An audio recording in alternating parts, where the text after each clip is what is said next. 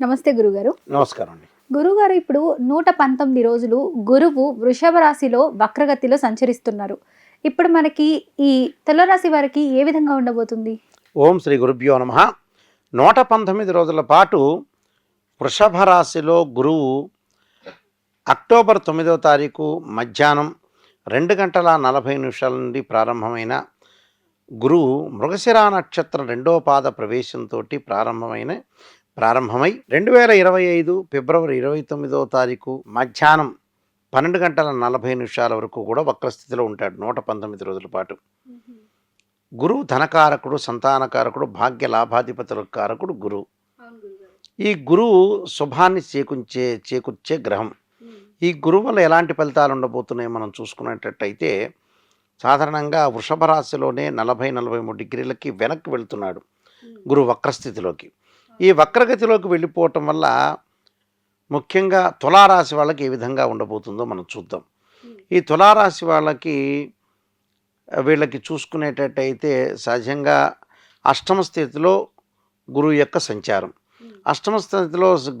సంచారం, వక్రస్థితిలోకి వెళ్ళటం వల్ల వాళ్ళకి కొన్ని మంచి ఫలితాలు జరిగే అవకాశాలు ఎక్కువగా ఉన్నాయి.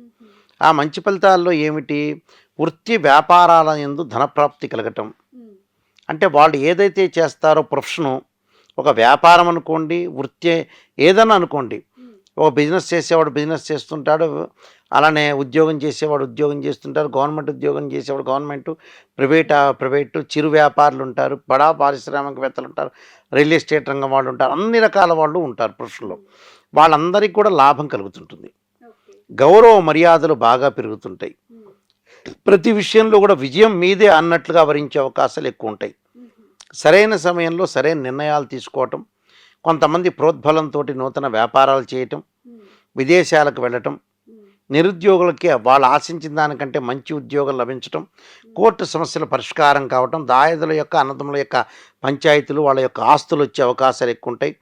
భార్యాభర్తల మధ్యలో ఆరోగ్యం బాగుండటం, ఆనందంగా ఉండటం, విదేశాలకు ప్రయాణం చేయటం, అలానే పుణ్యక్షేత్రాల యొక్క సందర్శన అనుకూలించటం, ఒకటి భూములు, గృహములు, వాహనాలు కొనుగోలు చేసే అవకాశాలు ఎక్కువ ఉంటాయి.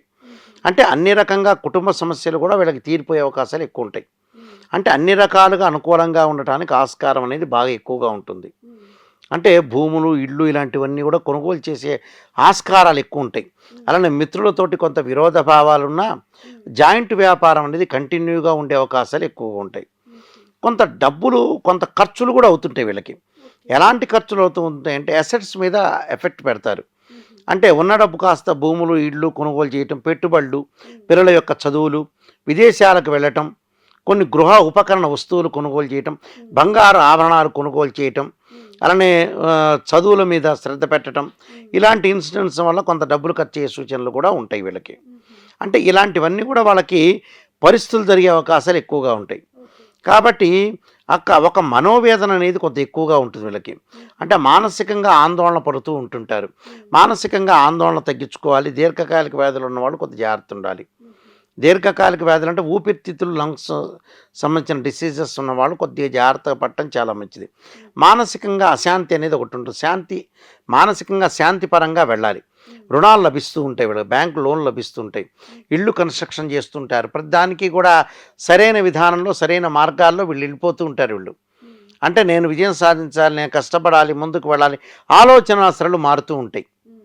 అంటే బద్ధకంగా కూర్చున్న వ్యక్తులు కూడా మారిపోతారు. ఇప్పుడు మారిపోయి లాభాల బాటలో కలగటం ఒకటి, మానసికంగా ప్రశాంతంగా ఉండటం ఒకటి, ఆరోగ్యరీత్యా కూడా శుభాలు కలిగే అవకాశాలు ఎక్కువగా ఉంటాయి. ముఖ్యంగా అంటే గురువు వల్ల వీళ్ళకి ఎక్కువ శాతం మంచి జరిగే అవకాశాలు ఒకటి ఉంటుంది.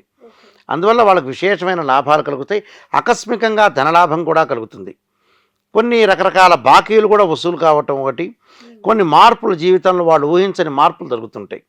ప్రయాణాల వల్ల లాభం కలగటం, ఎమినెంట్ స్కాలర్స్తో బాగా పరిచయం, రకరకాల వ్యక్తులను తీసుకుని రావటం, వీళ్ళ వ్యాపారంలో చేర్చటం, స్త్రీలకు ఉన్నతమైన అభిప్రాయాలు కలగటం, పిల్లల చదువు పట్ల శ్రద్ధ పెట్టడం, పోటీ పరీక్షల్లో ఉత్తీర్ణత సాధించడం ఎక్కువగా ఉంటుంది. స్త్రీలు కూడా గతంలో ఏదైతే ఆపుకున్నారో చదువును మళ్ళీ కంటిన్యూ చేయటం, వ్యాపారాన్ని మళ్ళీ కంటిన్యూ చేయటం, ఇలాంటి వార్తలు ఎక్కువగా ఉంటాయి. కాబట్టి ఇవన్నీ కూడా కొంత మంచి జరిగే అవకాశాలే బాగా ఎక్కువగా ఉంటాయి. కాబట్టి కొద్దిగా ఈ ఏదైనా ప్రయాణం చేసేటప్పుడు ఇబ్బంది అయిన పరిస్థితులు కానీ, తర్వాత ఆరోగ్యరీత్యా అనుకూలంగా ఆరోగ్యపరంగా ఉన్నటువంటి కొన్ని మార్పులు సంభవిస్తుంటాయి. మానసికంగా పరంగా ఉండే దోషాలని తొలగించుకొని ముందుకెళ్తే సరిపోతుంది. కానీ కొన్ని పరిహారాలు చేసుకొని ముందుకు వెళ్ళాలి. ఎలాంటి పరిహారాలు చేస్తే ఈ రాశి వారికి మంచిది గురుగారు? తప్పకుండా వీళ్ళు గురువారం రోజున ప్రత్యేకంగా వీళ్ళు చేయాల్సింది ఏంటంటే, వాళ్ళు ఇంటిలో ఆహారం తయారు చేసి ఆహారాన్ని గుళ్ళ దగ్గర ఉండే బిచ్చగాళ్ళకు పెట్టడం ఒకటి, అలానే దేవానాంచ ఋషీనాంచ గురుకాంచన సన్నిభం బుద్ధిమతంతు లోకేశం తమ నమామి బృహస్పతి అనే మంత్రాన్ని చక్కగా చదువుకోవటం ఒకటి, అలానే దాంతోపాటు కొద్దిగా వాళ్ళు గురువారం రోజున ప్రత్యేకంగా చేయాల్సింది ఏంటంటే రావి సముద్రులతోటి హోమం చేసుకోవటం. ఆ హోమం చేయటమే కాకుండా వాళ్ళు గురువు యొక్క ఆరాధన చేయాలి, నవగ్రహాల యొక్క ప్రదర్శన చేయాలి. ఆదిత్యాయ సోమాయ మంగళాయ బుధాయ చ గురు శుక్ర శనిపెచ్చ రాహవే కేతువే అనే మంత్రాన్ని చక్కగా చదువుకోవటం వల్ల కూడా వీళ్ళకి మంచి ఫలితాలు జరిగే అవకాశం ఖచ్చితంగా ఉంటుందమ్మా. చాలా చక్కగా చెప్పారు గురుగారు, ధన్యవాదాలు. ఇప్పుడు ఆపరేషన్ లేకుండానే మోకాళ్లకు ప్లాస్మా ట్రీట్మెంట్, మీ ఆర్థోపెడిక్ సమస్యలన్నిటికీ రోబోటిక్ టెక్నాలజీ ద్వారా తక్కువ ఖర్చుతో శాశ్వత పరిష్కారం, ఫ్రీ కన్సల్టేషన్, ప్రతి ట్రీట్మెంట్ పై 20% డిస్కౌంట్. ఈ ఆఫర్ కొద్ది రోజులు మాత్రమే, త్వరపడండి. V9 hospitals 9281465842.